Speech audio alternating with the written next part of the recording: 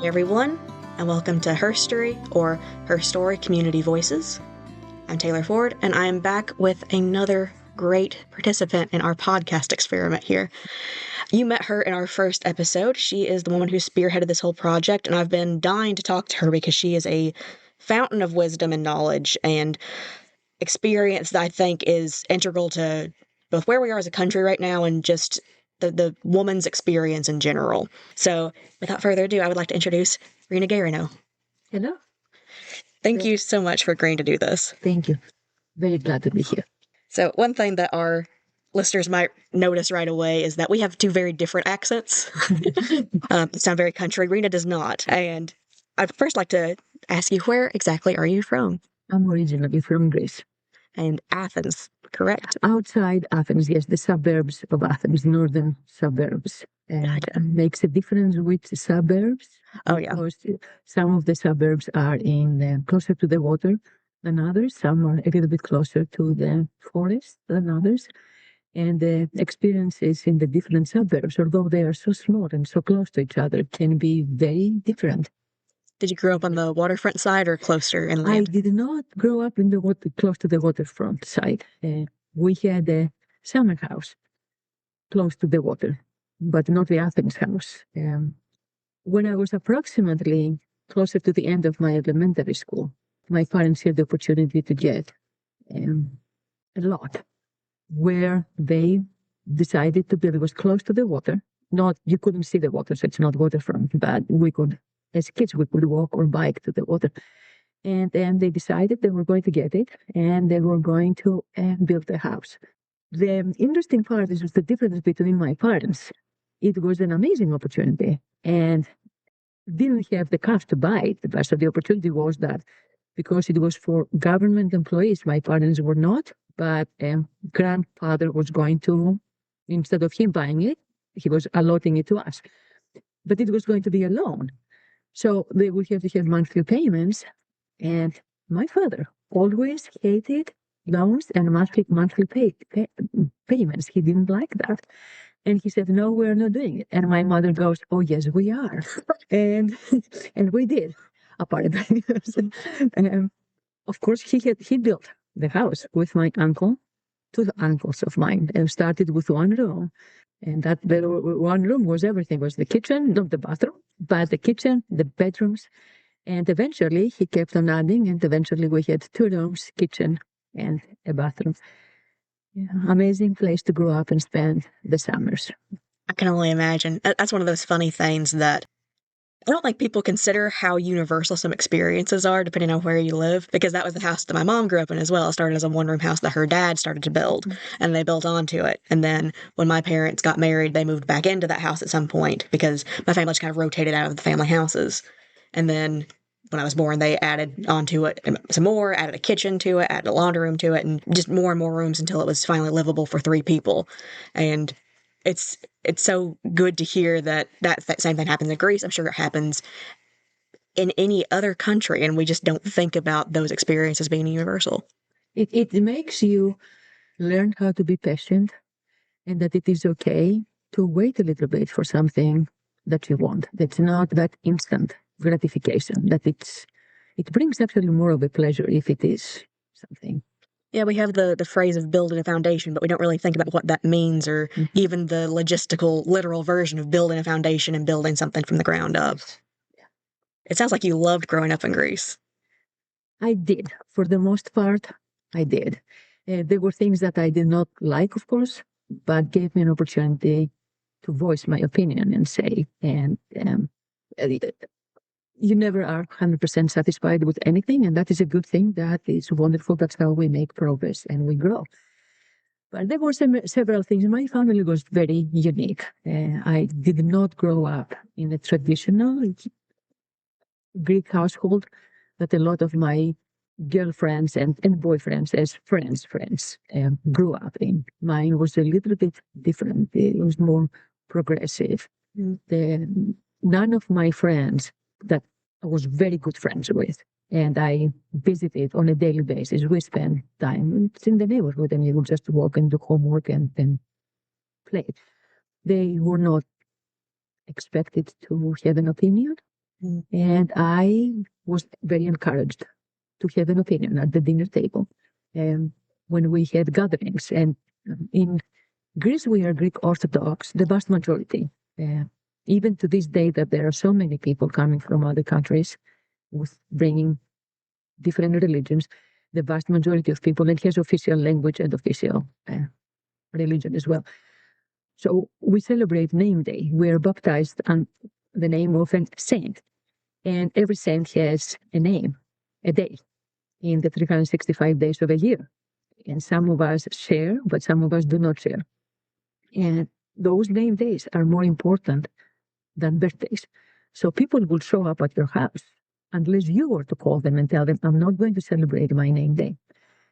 So my father's name day was huge, Christmas. His name is Chris, so we were celebrating him Christmas Day. Oh, well, that's a lot to live up to. Yes, so many people will show up in our house for Christmas, and without us having to invite them, they will come. So just like 30, 40 people in the house. And we will be at the table. There was not children's table, kids' table. It was everybody would sit together, bringing tables close by, and they will talk. They will talk about politics. They will talk about everything. And they will talk about sex sometimes, and they will call that shocking stories. That's literally, that was the word, shocking. Like, kids, close your eyes. But I will say something. I mean, they will talk about politics, and I will say something. And the vast majority of the adults at the beginning at the table will go, well, okay, Rena says something, let's keep on going. And my dad goes, no, tell me, what are you thinking? Why are you thinking this? I was not only allowed to say my opinion, we had a conversation. Usually we didn't agree. I just like to push the envelope even when I was 5, like, Daddy. And that is an amazing confidence booster when you're so young. Yeah, a lot of children don't get that in general, especially not girls, where their fathers are telling them not just that I hear you, but I am listening. I'm going to make other people listen to you too. We don't have to agree, but your opinion's going to get out there. But it's, again, it's funny the way that you're describing things. We've had this conversation before briefly in spurts because we're both very physically affectionate people. We're both very passionate people. And I think that's just other similarity between traditional Appalachian households and the kind of Greek family you grew up in. That's just something that's an overlap. And we had the same thing. There were no kids' tables. We weren't rich enough to have kids' tables. So everybody just ate together. Everybody talked over each other. Everybody told scandalous stories about what affairs they were having and how many ex-husbands somebody had. And, oh, what's the phrase that my mom used? They were tomcatting, going out and doing whatever they wanted to do. So it's very funny hearing this because it could happen in my family. But you had a great time growing up in Greece. What made you decide to come to the U.S.? I came to the U.S. I always loved the graduate level education in the United States. I didn't know how bad the undergraduate was and the high schools were until I came in the country. But certain things that I would hear about what things were permitted during those years didn't make me feel very confident about the system. But I would see the graduate level work. So I always was thinking about it, but it just happened. I don't know if it would have happened if my ex-husband hadn't come here for graduate school. So he came a year before I did, and we met in Greece. And he came a year before I did. So we got married before he left because my mom wouldn't have let me come here. Greek Orthodox. Yes, very much so. Like it would be unheard of. Though that time would be unheard of, and the neighborhood wouldn't talk to them. They would be ostracized, and she was not willing to risk that. My dad would have, but she didn't. So your dad was always the rebel? Yes, always the rebel. Always, like, I don't want other people's opinion to dictate my family's choices. Yeah. I would maybe not, and that doesn't mean that the other people's opinion is not good, but that is not my first priority. I will put it aside, think about it, and then say, do I need to take that into consideration? I love that. But and obviously this is no shade thrown at your dad. I think that he's a wonderful man from what you've told me. But it is interesting how different a man's perspective and a woman's perspective is, because he felt comfortable being a rebel. She was probably thinking about it realistically in terms of my role as a woman, my role in the community, and I'm not willing to risk being totally isolated. Sure, absolutely. And he probably wasn't thinking about that reality. He was able to be more individualistic in a way that I don't think a lot of women are afforded. Very true. Very true. Did you always know that you were going to go into physics, or is that something that you decided once you got here? I always knew that I was going to be science oriented. I loved to read, and was reading constantly. Literature was very important. Grammar was very important. Music to my ears. Spelling was very important, because in Greece we have spelling for many years in our elementary school. I wish we still had that. Spelling bees were. I was an odd child. I love spelling bees. It trains your brain, and we do not understand many times that it is a muscle and needs to be exercised, and that is an amazing way to exercise that brain. But my love was how things work, and biology was okay, but it wasn't my. It didn't attract me that much. Maybe because I was always with my dad so much. Anything that he would do in the house, he's a textiles engineer, and he would do things in the house just because he was able to do things, the screwdrivers, drip. He was good at that. Mm-hmm. And I always was curious, what is he doing? And everything he had to do with physics.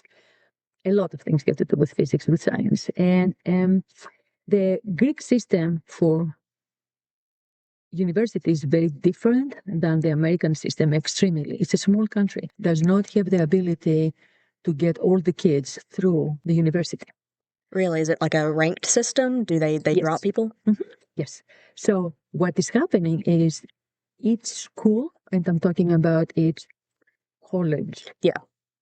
Medicine, because we do not have the pre-medicine, we go directly to medicine from after high school. So physics, chemistry, math, English literature, Greek literature, anthropology, biology, whatever you are thinking, and any engineering degree, you take exams to get into that school.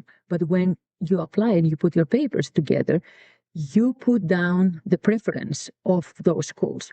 So I put down physics as first, chemistry as second. Actually, math was second, and then chemistry. And then some engineering, but I didn't like engineering that much. At that stage in my life, I preferred the theory rather than the practice. And then you take the exams, and based on how you scored, you are going to go into particular, one of your choices, or you scored so low that you won't be able to go anywhere. So physics, for example, is medicine. Let's start with the most difficult one. Medicine. 5% of the people that apply, many people apply, but their scores are not. 5% will be. So it's excruciatingly competitive. Physics, maybe 15%. Some of the engineering, mechanical engineering, for example, is extremely competitive. They might have 10% people are accepted. Many times the choices are made because of what you think that you're going to make when you graduate. That's why many people go to medicine. They think it is going to pay off. And that is maybe why you have the 5%, right?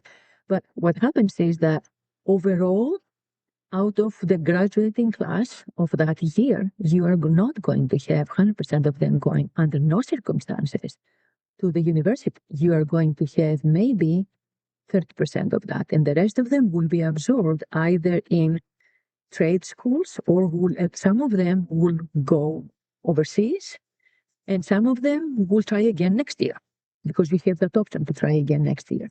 So I liked physics just because it is the science that I thought it was the hardest, and I was a little bit obnoxious. You really wanted to prove yourself. I wanted to prove myself, and I was good at it. I was good at geometry. I was very good at math. In physics, you cannot do physics without math. That is the difficulty that many people face. It is from what little I know, and I'm not a math expert. So physics was never my cup of tea necessarily, but I know that geometric proofs set the baseline for a lot of it, because it's not just proving what works, it's how it works and being able to articulate here's what leads to that. Here's the law that makes this happen. Yeah. And I like that physics did not have absolutes. That is what we know today and we can prove, and it's changing over time. And that is what I loved. I loved that.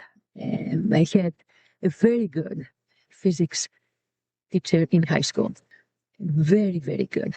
And we see that the system again is very different. We have the basic subjects every year of our lives from first grade to 12th grade. So the physics doesn't start the way that it is going to be in high school, but it starts with the basic principles. So you have allocated time for physics, allocated time for chemistry, allocated time for art, allocated time for biology. And you have them every year. And you're building, and the system is so great because you have the building blocks. If you have help at home to do very well, that is universal too. Mm-hmm. If you don't have either the ability for your parents to help you understand the concepts or the ability for your parents to pay for extra schooling to someone else to help you, have a tutor or we have private schooling in the evening. Yeah, there's always an element of privilege to this, which is interesting because on the one hand, you're explaining the merit-based system of universities in Greece, and at surface level, I don't disagree because it is making sure that you're getting the best of the best. If you're having a doctor operate on you, for example, you want to have somebody who really knows what they're doing. But on the other hand, it does knock a lot of people out who would otherwise have the ability to do so, but didn't have the privilege to get those grades right the first time. And I will say that America does that better. There's another privilege factor, which is you've got to either be willing to pay a lot of money up front or go into massive amounts of debt in order to get there. But you can have the choice to say, I don't care that I don't have the grades for it. I'm going to be a doctor and learn and work your way up. So there are pros and cons, and it's very interesting to hear how the countries do that. Yeah, absolutely. And I don't know if I would have been as successful as I was in understanding the concepts and doing well with my grades and succeeding in passing the necessary exams if since I was in elementary school, my mom did not instill in me that studying for school is very, very important. You do not have to make your bed. You do not have to wash dishes.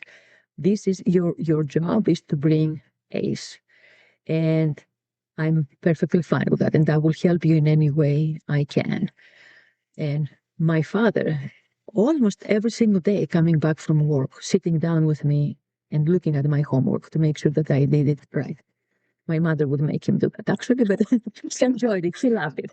He will go get his ouzo. He will come home, get his ouzo, and turn on the radio, dance for a minute or two, and then sit down with me and explain things to me too that I didn't understand, or and then we would disagree sometimes. I solved the geometry problem. You have it wrong. Like, no, proof. And amazing time. I love those hours that he was all mine. I love that. And meanwhile, the idea of ouzo as a casual drink cracks me up because here it's such a intense liquor. I've had it once and I was like, oh, okay, but this is not for me. It is intense, right? Yes. But then again, I've had Ukrainian friends and Russian friends as well who they just knock back vodka like it's casual, and that could never be me either.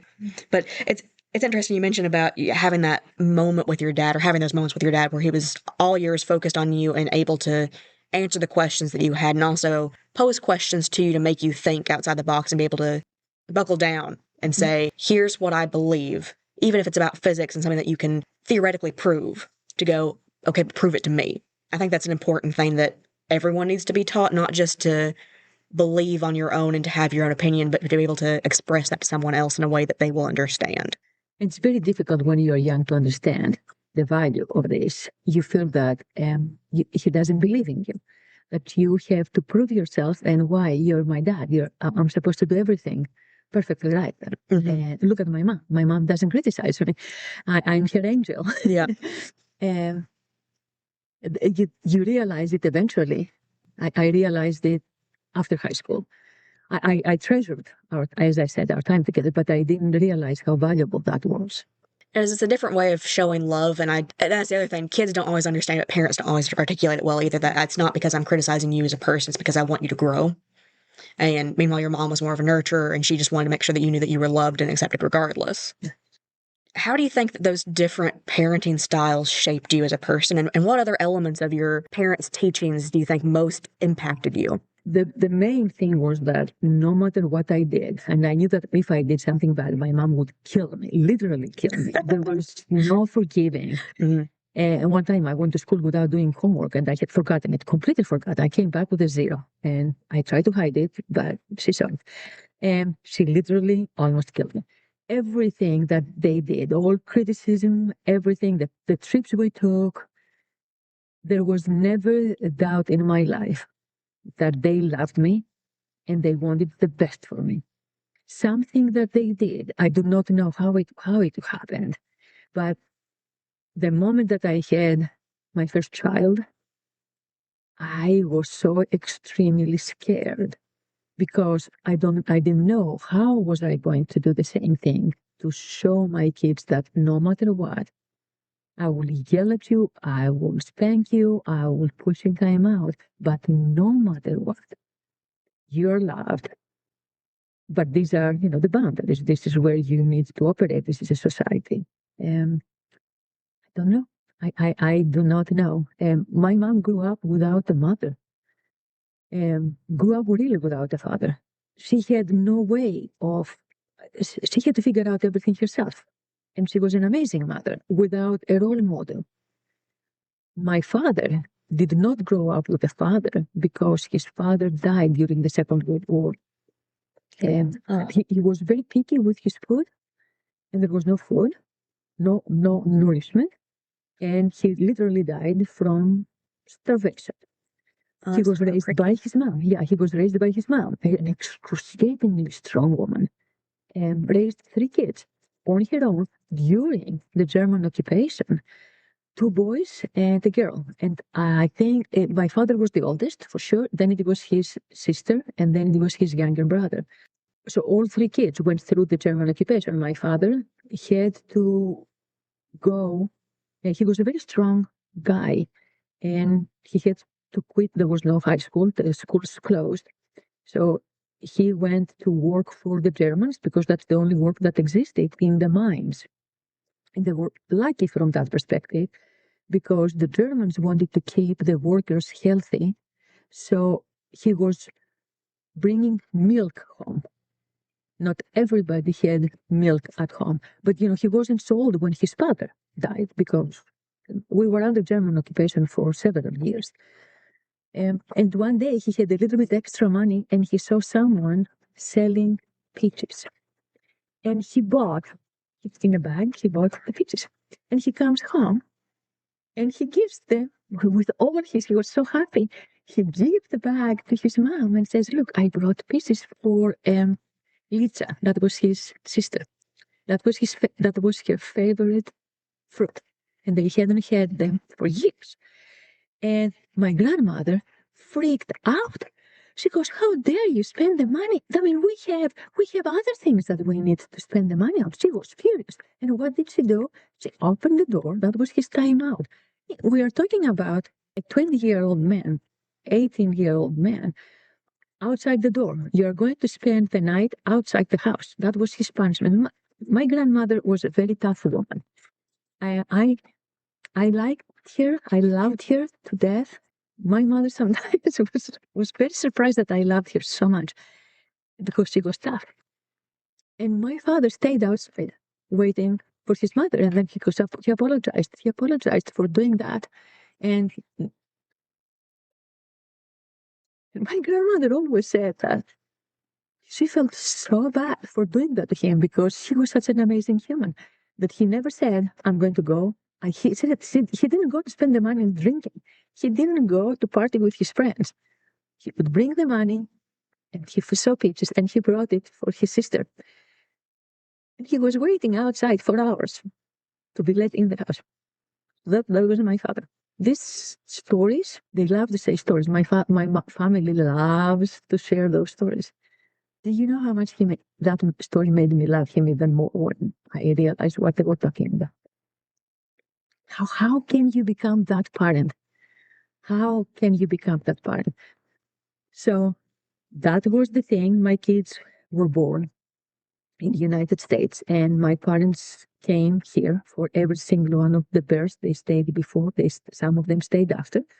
both my father and my mother, sometimes together, sometimes separate. And my father made the point that that's how much he loves everybody, that he left my mother, who he completely adored. Completely adored. So he was here, and the kids are involved with sports because they always had to do everything that they could do. Doesn't matter. You don't sleep. You're a parent. You just give up on sleep. And it just doesn't happen. And I couldn't take, my ex-husband wouldn't be involved in driving kids around to different activities. And my dad was here and had a car, got a cell phone for him. He goes, I will drive one of the kids and you drive the other kid. At the time, Elizabeth, the little one, was a baby, so she didn't have any activities. And one time they got lost. Oh no. He was taking Chris to Alcoa, and then on the way back they got lost. So he called me and we figured it out and everything. But that's the thing. No language. He doesn't speak the language. Didn't speak English, but he came here so many times. My mom came here so many times. In the summers, one of the reasons could also be that they knew that I was in a very hard situation. My ex-husband was abusive, and they wanted the kids to have a good summer, and they wanted me to get a break. So my kids would spend summers in Greece. The day before Memorial Day, the whole summer, then they would come back a day or two before school would start. Wow. They will take care of them. So what example did I have, right? Yeah. And it's hearing about your grandmother is such a fascinating story, because I think that a lot of people, especially nowadays, you hear a story like that, or corporal punishment for children, you hear about a parent spanking a child or something like that, and your immediate reaction is, oh, that's barbaric, we shouldn't treat children that way.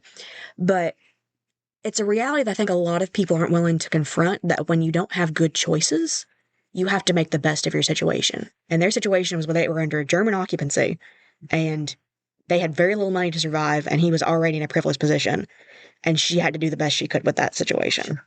And I don't think a lot of people think about that when they make those judgments. And I also like what you've said about how they learned to be such amazing parents to you without having examples. You had those examples, and it felt like an insurmountable task to try to meet what they had. Absolutely. Absolutely. I can relate to that. One of the reasons that I've chosen to not have children is because I had very good parents, and I realized from an early age that I don't have the constitution to do what they did for me. And it's a selfless act to be a parent. You have to fully give up yourself to a degree. You're still a person. I think that one of the things that women deal with being mothers is that their entire identity is stripped away in a way that fathers aren't. They're still allowed to be men outside of the home, but women are just made mothers a lot of the time. But either way, if you're going to be a good parent, you still have to put your kids first. My question is, how difficult was it juggling an abusive relationship, 3 children, and then the drive that you have to be so good at your career? It was very difficult. One time I told my mom that the reason I didn't commit suicide was because of my kids, that I could not possibly live them with him, with their dad. It was very, very hard. But it could also be my escape. I also wanted to do something good for the kids, because they would see what was happening, and that was unacceptable. Eventually it hit a point where I couldn't allow it to happen anymore. When a situation happened in front of my daughter, because they could hear it in the background and they knew what was going on, but they never witnessed it face to face. But then one time it happened next to my daughter. We were together. I was reading a book to her in bed. And that is when, no, she's not going to go and to be with a person that will treat her like that and think that this is normal, where mom did it, so why that is supposed to be the case. It did at the time. It was stronger, the feeling for the daughter, than it was for the boys, that maybe the boys would do that. It didn't, for some reason. the psychology of a person who is going through an abusive situation for so many years, I cannot explain it to an outside person that has not gone through that and doesn't understand. You get incapacitated. And back to my point about not having good choices, people don't understand that, and I've been through that situation as well, that there's a mentality you get, and it's, people love to brand it as weakness or an extreme vulnerability or something mentally broken in you to crave, I don't know, attention or affection. And it's so much more than that. It's almost codependency, that you need the abuse to a degree because that's what makes them them, and you want to prove that you love them unconditionally. Yeah, and you will change them, right? You will change. Yeah, like I could fix them if I just try hard enough. I can fix it, right. Yeah, and there's so many factors that go into it that people don't understand. Like you said, the psychology of abusive relationships. We're even still learning about what goes on in both parties' heads. And I can only imagine how hard it was once you got out, how you judged yourself for staying in that situation. I know that's a problem with a lot of women when they finally escape. They're like, why didn't I get out sooner? Yes, that was definitely, and I still to this day will say that. But it was very difficult, and it was very, very difficult. And if he maybe he had touched them, and maybe he had been abusive to them, maybe I would have left earlier. Because there were a few times that I would create a scene to make sure when he would get upset with them, to make sure that I will get the anger rather than them getting the anger. Yeah, very, very difficult. And the kids, we are very close. The kids and I are extremely close. We'll go on vacation, the four of us together, and we will leave all the partners behind. And now we start taking the partners, but when it's just the four of us, it is easier because we just have to satisfy the four of us. Yes. And one time when I was talking to my daughter about it, I said, Elizabeth, I'm so privileged that we have such a close relationship.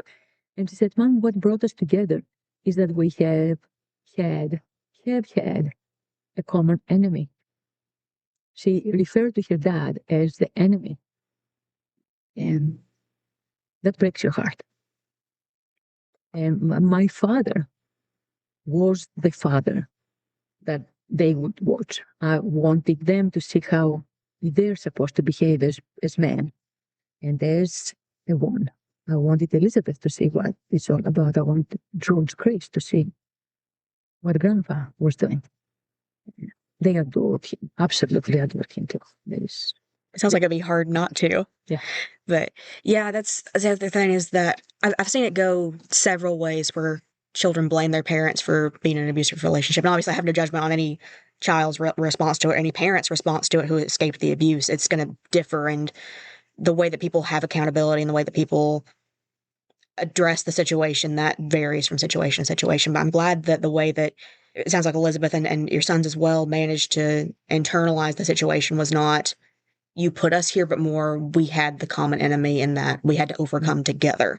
I think that in any situation, viewing it as us versus them, and that we are together, we are an us, not you are dealing with this and then we're alone, or they're dealing with this and then we're alone.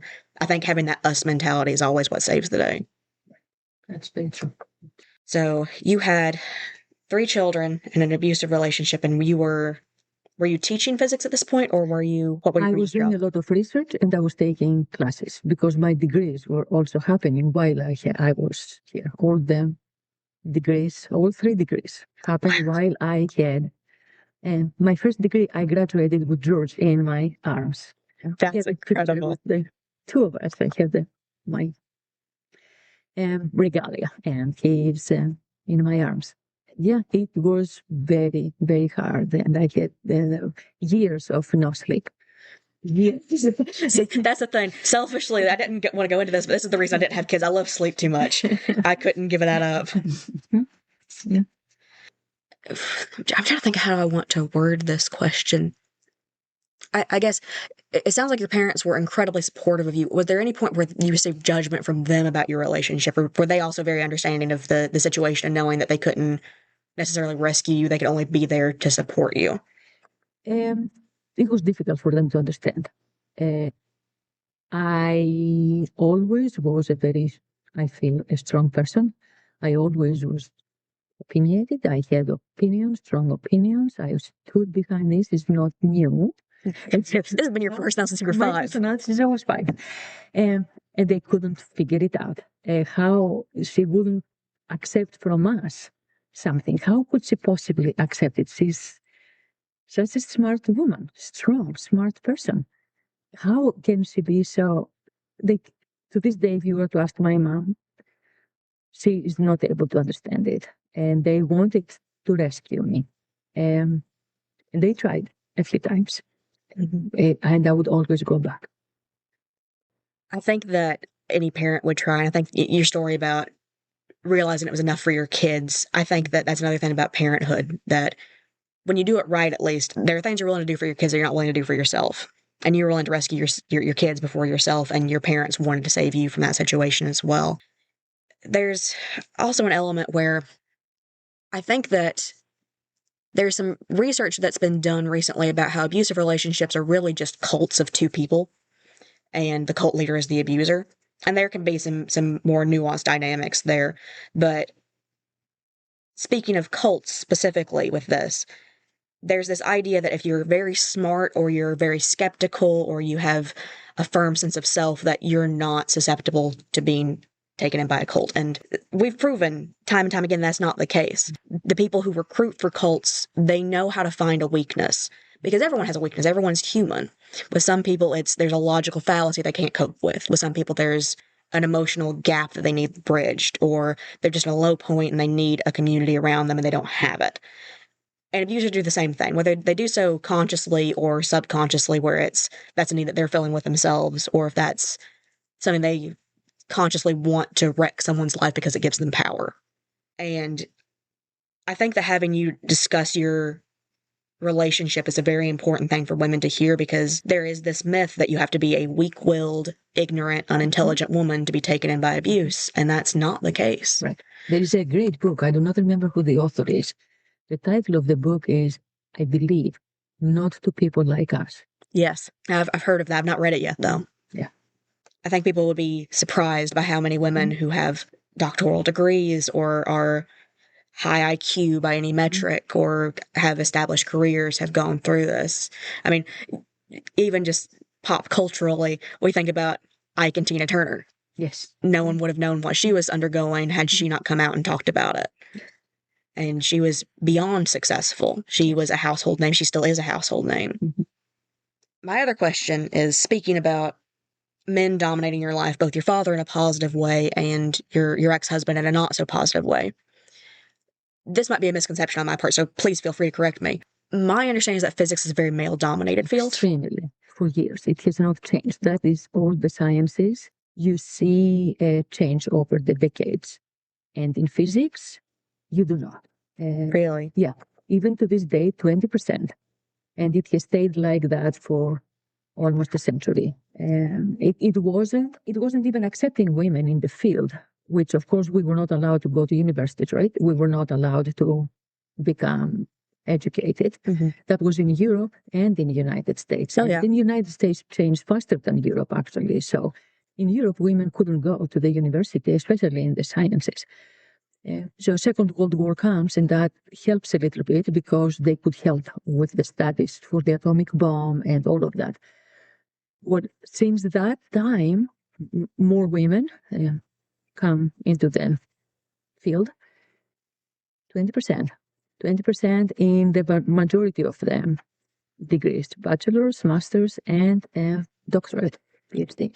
That's insane. And you see biology, it's 75% women. Chemistry, it's a little bit more even, maybe 50-50, maybe 60-40 women. And math, very good balance. Engineering, extremely good balance, and dominating actually women a little bit more in some engineering fields. A few years ago, when I was at Maryville College, I implemented I belong to an organization about teaching physics at the university level and at the high school level. And we were in a conference, and one of our people that was also a member of the organization brought to us an idea of curriculum to introduce in our classes called underrepresented. So underrepresentation, and each one of us will take it for our, if we wanted to. So that is when I saw it. I would experience it in my life, in the classrooms. I would experience it in my teachers, would experience it in the research when I would go to Oak Ridge. But there I saw the NSF, the National Science Foundation, is one of the biggest and the most prestigious for science, for physics. They did that research years ago with so many data points, tens of thousands of data points, 20% in physics. Wow. There's a good psychological or maybe sociological study about what draws more women to biology, or if it is that there are so many barriers to entry for women still, whether it's a matter of choice that more women are interested in biology than physics, or if it is just that it's so male dominated that it's hard to break through. I'd be interested to read something about that, but you were a trailblazer. You were going to go to physics either way, regardless of whether or not it was male dominated. Have you experienced any pushback from your male colleagues, either while you were studying or while you were teaching? I have not. That's good. I have not. They have been, it is mostly what you see. Because when you see all the men, you're thinking to yourself, well, why are they all so many men? Maybe I'm not capable. So from that perspective, that is why my mentor at the physics department here at UT was so important, because she was a woman. She was the only female professor at the time. And that is ridiculous to think that there was only one female physics professor. That was an astronomy professor, but the astronomy professor was the wife of one of the top physicists in the department. So again, you are thinking, is this nepotism? Or is that, which is so unfair to hear. It is. But at the same time, I didn't feel that I didn't belong from the men, the way that they treated us.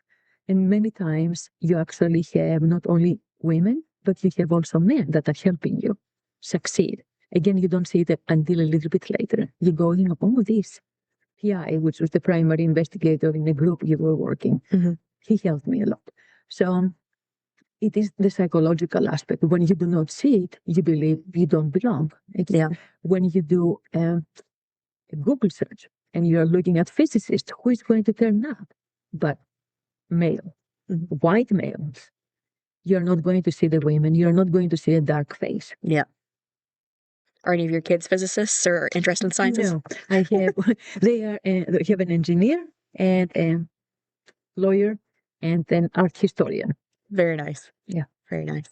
I'm sure your dad's very proud of you for being a physicist, considering his history in engineering. So. And I know that there are many, many other reasons that your father's proud of you for a variety of things that I would love to discuss, but I think that would be the topic for a completely different interview because there's a lot to uncover there. I wanted to cap off. You've got such a varied history and a very storied life that I think is so important for people to hear, because people love categories and people love boxes. We like to put ourselves in little boxes that define ourselves. Like I'm this. I am just a woman. I am just in my 30s. I am just Southern. In your case, I am just Greek. I am just a physicist. But you've managed to find a way in your life to embody all of the elements of yourself simultaneously without letting yourself be crippled by any one identity. I think that that's really important for women, especially because I feel like, again, talking about what we said with parenthood, men are allowed to be men outside of being fathers. Women aren't always allowed to be women outside of being mothers. There's also just an element of women aren't allowed to be multifaceted. I think that's important for women to hear, but what's something else that you think would be important from your experience that you would love, especially younger women, to know about how to traverse the world as a woman? Stop apologizing. I love that. As somebody who says sorry every other sentence, I love that message. Yeah, stop apologizing. Follow your dreams. Make mistakes. Have high expectations without apologizing for those things, for those choices. I love that. I think that's an excellent message to cap off with. Rena, thank you so much for this. I will definitely be having you back later because, like I said, there's so many topics we can discuss that I think are very relevant to what's going on in the world right now. But for this, I think this is a good, just peel back the layers of Rena a little bit. Thank you. Thank you.